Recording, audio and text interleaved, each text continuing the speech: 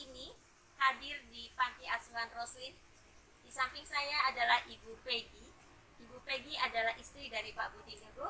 Ya, saya ada di Kupang nih, jemaat. Ada di Kupang, di daerah mana Ibu tepatnya? Di daerah Matani, Matani, Timur, Penfui Timur, dekat ya. bandara. Dekat bandara. Saya sangat beruntung sekali pada saat saya bertugas di Kupang, saya mempunyai kesempatan untuk bertemu dengan Bu Budi. Nah, sesuai dengan bahan sarasehan kita pada bulan ini, bulan September, jemaat, ada suatu anugerah bagi kita semuanya, kita bisa mengenal Bu Budi. Bu Budi, izinkan saya untuk mendengarkan kisah cerita Ibu. Yang pertama saya ingin tahu, panti asuhan seluas ini, lalu pelayanan Ibu yang sudah berapa tahun Bu melayani, awal cerita Ibu melayani khususnya di panti asuhan Roslin?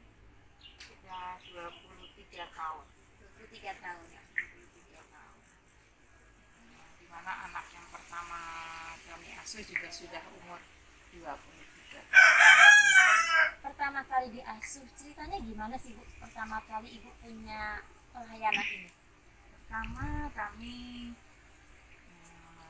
berada di Singapura. Saat itu kami punya rencana untuk berlibur karena Bapak dapat konsesi tiket gratis sebagai pegawai Singapore Airlines. Jadi kepengen keliling gitu sama anak-anak. Tapi dengan kami nonton TV, ya kami namanya di Singapura tapi nonton TV-nya selalu juga TV Indonesia ya. Karena gimana pun kami rindu sama Indonesia dengan berita-beritanya. Kami lihat di sana ada kejadian yang Timur memisahkan diri ya. Dengan kejadian itu banyak sekali masyarakat Timur itu yang kekurangan segalanya lah, makan, tempat tinggal ya. Nah, dengan itu saya dengan suami dan anak-anak melihat bahwa mereka makan Indomie satu pak kecil itu berenam gitu. Saya bilang gitu, gimana kalau kita sepakat cancel kita cutinya untuk keliling tapi kita berbuat sesuatu untuk mereka gitu. Jadi kita sepakat, iya, anak-anak juga iya, ayo kita ikut pulang ke Indonesia. Seneng banget mereka. Tapi ingat loh, kita pulang kita bukan seperti biasanya, kita harus ngumpulin dulu. Nah, dengan itu teman-teman tuh waktu suami saya beri satu berita ke mereka gitu, ngirimin berita itu ke teman-teman juga dengan semangatnya itu memberikan segala sesuatu yang kita butuhkan. Nah ini kita akhirnya, waduh gimana nih ngirimnya nih, barang 1 ton lebih gitu ya. Kita nggak pernah nyangka bahwa kita akan dapat pakaian, botol susu gitu ya, segalanya tuh, sepatu, pokoknya macam-macam, handuk, selimut. Waduh itu 1 ton lebih. Itu di rumah apartemen kita yang kecil. Nah itu kita gimana mau dibawanya ini ke Indonesia, sementara kita naik SQ yang semua sepertinya masyarakat tahu bahwa mahalnya minta ampun kalau overfrakt. Kelebihan bagasi itu mahal. Jadi kita setiap hari, Tuhan kalau memang ada jalan ya kita bawa, kalau enggak ya kita kirim melalui Batam gitu. Tapi berselang 3 hari suami saya pulang bilang, waduh kita dikasih kenalan nih, dikasih nomor nih, namanya Alex C gitu. Dia bagian kargo gitu. Kita coba ya, siapa tahu dia berbaik hati gitu. Baru ditelepon aja dia udah bilang, oke, kapan mau dikirimnya, kapan mau bawanya. Waduh, kita langsung nggak bisa ngomong apa-apa saat itu tuh. Kita, aduh, gila, 1 ton loh, masa kita bawa pakai pesawat? Dia langsung, kapan flight kalian, kapan gitu, nanti saya atur supaya ikut bareng-bareng. Hah, nggak dikirim kita gitu, ikut sama kita. Waduh, gimana nih bea cukai di Jakarta gitu kan, kita 1 ton bawanya, bea cukainya gimana? Nah di saat itu kan kita ngepak nih ya, pakaian, tas, sepatu itu saya taruh paling bawah. Nah ada botol-botol tuh, botol-botol minum. Nah di sini kita lihat apa kebutuhan mereka. Mereka juga butuh botol-botol untuk air bersih gitu. Jadi saya ini namanya jerigen bekas jus, bekas apa juga saya bawa gitu.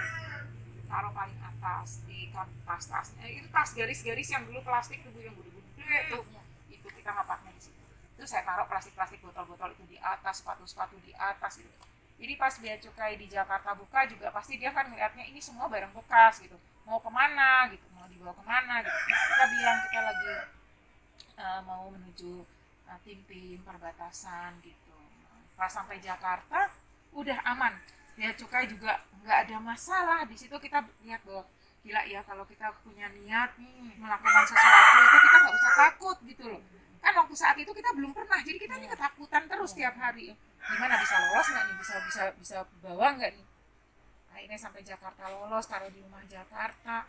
Udah, kan ada dana nih yang belum jadi barang. Dana untuk telur, dana untuk susu, untuk beras, untuk kacang hijau gitu. Kalau telur kita telepon ke sini, ke saudara di NTT, katanya telur itu mahal sekali di sini waktu zaman itu. Jadi kita bawa aja telur pakai peti yang 15 kiloan, bawa aja. Suami saya bilang, masa kita bawa telur sih? Terus keputusannya kita nggak bisa naik pesawat ke Kupangnya. Akhirnya kita naik kapal laut. Nah pas kita naik kapal laut, kita cari lagi. Kita ini mau bawa barang banyak naik kapal laut, ini berapa ongkosnya ini? Cari-cari kenalan gini. Kebetulan ayah saya dulu punya murid sekarang kepala pelni. Udah, kita telepon. Wah kayaknya udah diatur semuanya. Dia langsung bilang, besok kalau kalian mau naik kapal langsung ini, bawa aja surat ini, bawa aja barang-barangnya semua. Waduh, kita sekian ton kita bawa. Untuk mikulnya naik, kita nggak punya siapa-siapa untuk mikulnya naik. Namanya kita ini naik kapalnya itu bareng-bareng tentara-tentara itu yang mau ke Tintin. Mereka ngangkutin semua naik. Kita tanpa bilang ini, mereka udah angkat semua. Waduh, kita rasanya. Cuman di kamar aja yang kita bermasalah agak sedikit. Ini ceritanya anak-anak nggak pernah nih naik kapal. Anak saya waktu itu masih kecil, yang paling kecil umur 3 tahun. Ya masih kecil sekali gitu. Jadi sama kecoa takut gitu. Ya udah, akhirnya kita melakukan itu dengan mulus, semuanya beres, tidak ada masalah. Sampai di tim kita bagi udah segala, kita balik lagi udah segala. Ada anak yang dari tim yang tidak punya siapa-siapa, disitulah saya memutuskan untuk kita asuh dia, karena dia penuh luka di kepala, karena dia beratnya 3 bulan cuma berat 3 kilo, nggak bisa, harus kita rawat dia. Ya udah, bawa aja kalau mau rawat nanti ya, kalau datang lagi, kata suami, karena Pak Budi mau urusan pekerjaan, masih mau terbang, anak-anak sekolah, jadi kita pulang dulu. Terus sayanya balik lagi sendiri untuk ngambil anak-anak itu. Itu asal mulanya. Asal mulanya. Tapi ngomong-ngomong berarti ibu nggak jadi jalan-jalan sama bapak dong? Nggak jadi, batal. Itu diapain tiketnya? Dijual atau diapain? Enggak, kan tiket kita tiket gratis, jadi nggak apa-apa kita batal. Iya, kita nggak ada masalah. Jadi ibu kalau tidak dipakai, kalau tidak dipakai bisa dipakai kemudian. Seperti itu. Iya. Jadi ibu tinggalkan cuti-cuti itu tapi karena ada satu panggilan Tuhan. Dan Tuhan memuluskan, artinya bukan mulus ya, artinya ada suatu jeritan hati atau pergumulan hati dan Tuhan buka. Jadi awal cerita ibu itu mulai mengasuh. Ini di Panti Asuhan Rosnya ada berapa anak Bu sekarang yang diasuh sama? Sekarang ada di Jakarta ada, di Kupang ada, di Jogja ada. Kita ada 86 anak. 86 anak. Itu kan itu sebagian terpisah-pisah. Dari mana asalnya mereka Bu? Banyak dari NTT, ada juga dari Jawa beberapa, ada juga dari Flores, ya. Ada juga dari Sumba. Jadi kita tidak khusus dari mana gitu, enggak, dari semua tempat ya. Jemaat ini ada cerita ya kalau saya tidak salah ya, bayi-bayi yang tidak dirawat.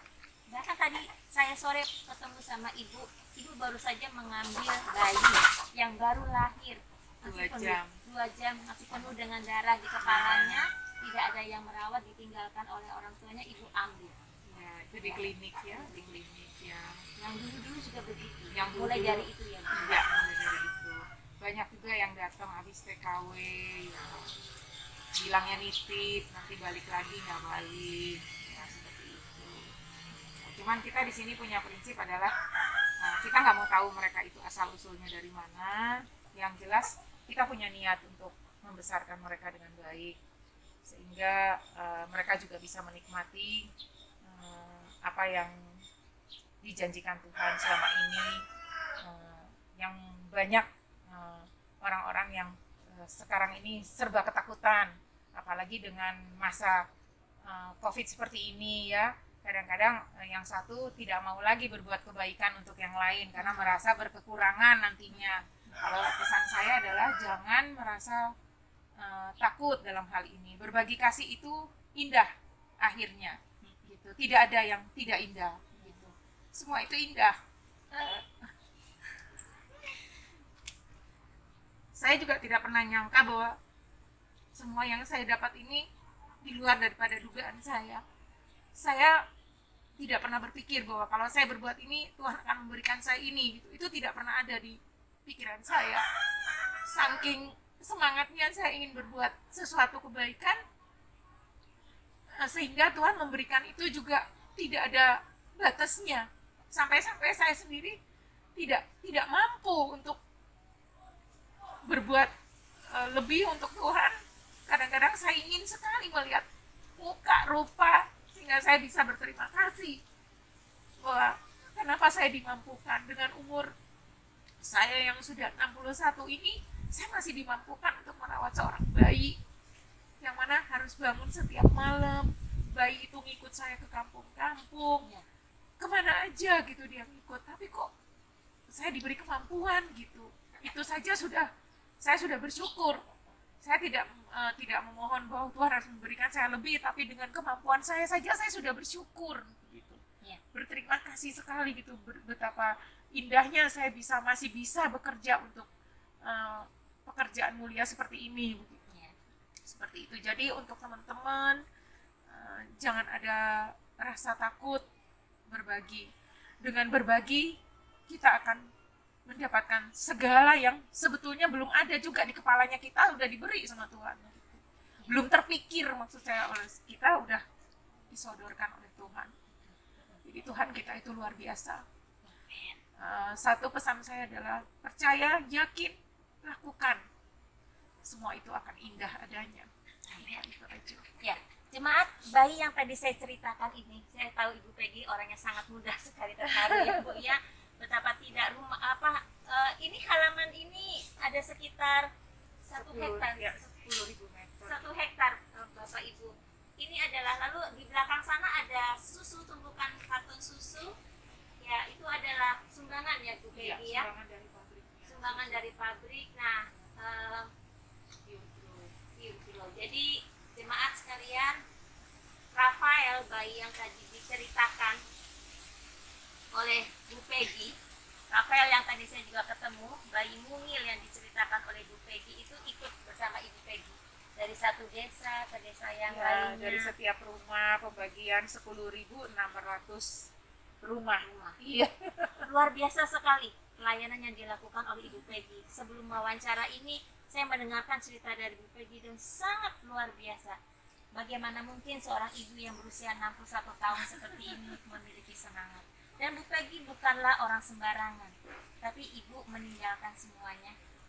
Kenikmatannya ada ya Bu ya, demi untuk jiwa-jiwa yang memerlukan. Jadi pesan ibu tadi apa Bu? Jangan takut berkekurangan, karena jalan bersama Tuhan dan melakukan sesuatu yang penuh kasih bersama Tuhan itu akhirnya akan membuahi satu kebahagiaan yang tidak pernah kita bayangkan. Ya, itu besar sekali yang kita pun tidak pernah memikirkan bahwa akan seperti itu gitu. Luar biasa. Ya. Jadi milikilah kasih dan pengharapan di dalam Tuhan, karena Tuhan kita itu Allah yang memiliki kasih yang konsisten.